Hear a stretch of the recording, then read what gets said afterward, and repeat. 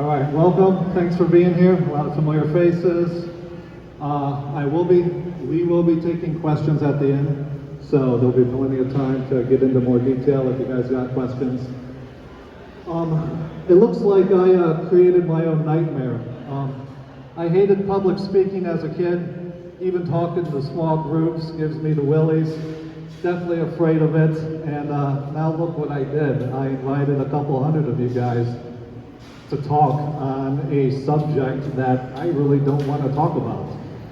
So, it's okay. I do like all of you. But I'm going to get straight to the point.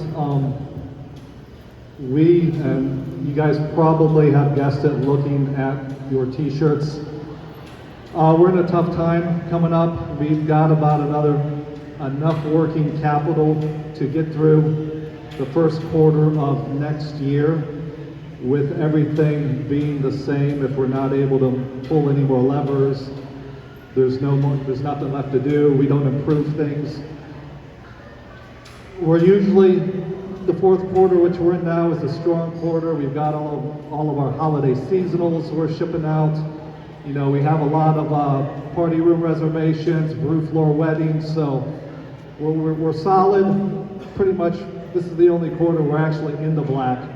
And then we go straight into, the following year with 3 quarters of, our distribution sales are relatively flat, and our tap rooms, people are outside doing things, stuff like that. So we called this town hall meeting to kind of get ahead of it. So, we don't have to, as a company, to you guys or our employees, just lock the doors one day without anything being said. So what got us here?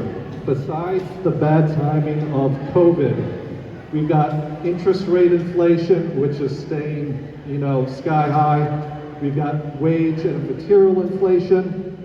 And also, we have a decline in the craft beer market nationwide, which we'll get into in a little bit. One of the big things is the interest rate on our SBA loan that we took out to finance the Canal Place location. Since COVID happened and the Federal Reserve has been raising rates to cool the economy, that has added an extra $7,000 a month to our, loan payments on that loan. So if you think about like a 30% margin for a restaurant or a business, that means we have to sell about $21,000 in more stuff to just service that additional interest rate on that SBA loan a month, which is a lot.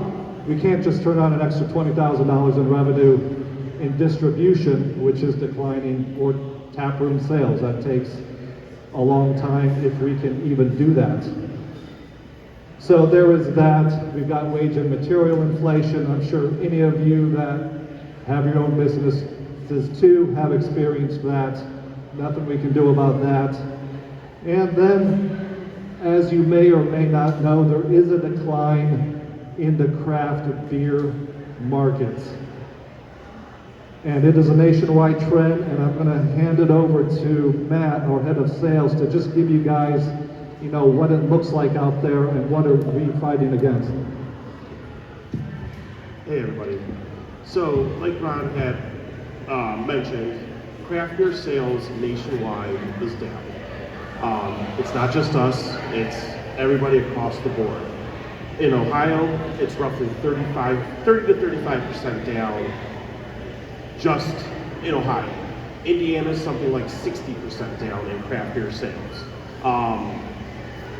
What we're seeing is a lot of people are not necessarily drinking less. There's a lot more craft breweries out there.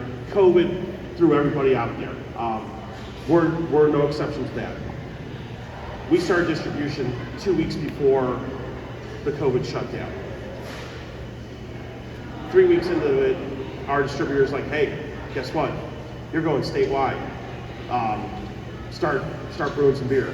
Get your shit together, start brewing some beer. We did, and we did a fantastic job at that, getting everything out to you guys. Hopefully most of you remember all the COVID releases, what we brought to you during that. That's what we don't want to go away. So that's why we're trying to get out ahead of this. Again, the sales are down. Seltzers took a big spike out of everything. We're starting to see a decline in seltzers. What a lot of people are drinking, and none of you better go to drinking this stuff. You will remain craft beer people. RTEs, the ready-to-drink drinks. Liquor in a can, a margarita, Crown Royal does some versions of it. There's Mom Waters, all that type of stuff. Those are what we're seeing. They're a lot healthier, a lot less calories, things of that nature. People are seeing those healthy trends. NA beer, non-alcoholic, has spiked immensely. I don't understand it. Not saying they're not good, but there's a ton of them out there, and they're doing very, very well. Craft beer is trending more towards older people now. A lot of the younger people are drinking the NAs during the week, and then on weekends they'll have the heavy beers, the big IPAs, stuff that like we're known for making. So we're just seeing those trends, and again, Ohio's faring much better than a lot of other states on that stuff, but unfortunately, we're not trending up. It's all still declining.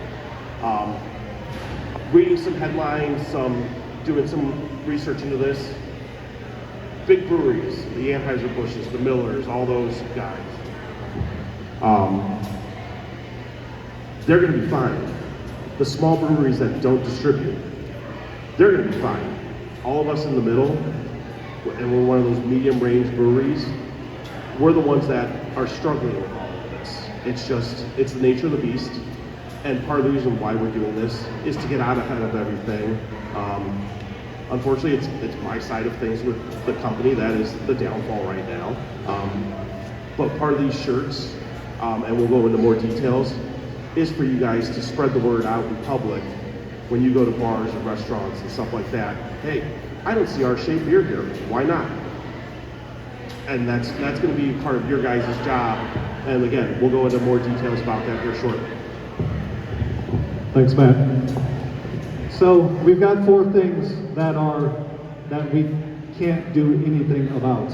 That's why we're having this meeting, and we definitely don't want to sell out. That was a few comments, on the Facebook posts for this event. You guys aren't going to announce you're selling out. No, we don't want to do that. We'd like to pursue other options before that's not going to happen. Yes. What we can't do, we can't raise more capital via private investment. If anyone does their due diligence, like Matt just said, this is a terrible market for craft beer, for investing, and it's going to be a slog for the next couple of years. So we have 1.6 million left on our SBA loan. We're kind of at the point now where we pay the SBA loan or we pay rent and utilities, but we can't do both. So we've got to kind of change the equation. I've been trying to solve this equation, kind of like your personal, home finances. You've got your money coming in, then you got your money coming out. Our money coming in, our tap rooms are flat. We've come back to pre-COVID levels, which is good, but the distribution side is down for us personally 30%. And it will be down more next year. We can pretty much guarantee it. I don't think that's cheerworthy, but we'll let it go. And the money that we're spending, it's going up. Inflation, wage inflation, material inflation, and that's out of our control. So that's an equation that I've been trying to figure out since COVID. We got the PPP and EIDL money, which has helped. It's got us this far, but there is no more left. So we need to change the equation. I need to get rid of this SBA loan and some of the high interest funds we've tapped for working capital to pay payroll to get us this far. So we are doing a GoFundMe to the tune of $2.3 million to pay off these 2 items, to put us in a much better position, in the black definitely, even as craft continues to decline. But it's not going to be a handout. It's just not a donation. We're building in a loyalty program. There's going to be tiers of memberships, you know, mug clubs, corporate donor programs. The details will be on the GoFundMe as it goes live. The QR code to the shirts are going to go live later tonight when it's all ready to go. So we're going to use this money to pay off that debt, to be better positioned for the next couple of years. Now there is a silver lining. Like Matt kind of alluded to, we're a new distribution brewery before COVID shut us down, and then we got kind of back into it. We have a very light distribution footprint in Ohio. We're still getting into lots of chain stores, which is a process. Sometimes there's only one time of year you can apply. Sometimes you get in, sometimes you gotta wait till the next year. So there's a lot of places we have yet to get in.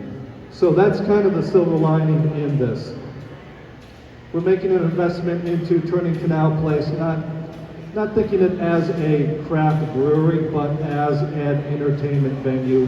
We've had weddings and stuff like this before, but we're looking to do a lot more, bigger bands, bigger things, stuff for you guys to do here.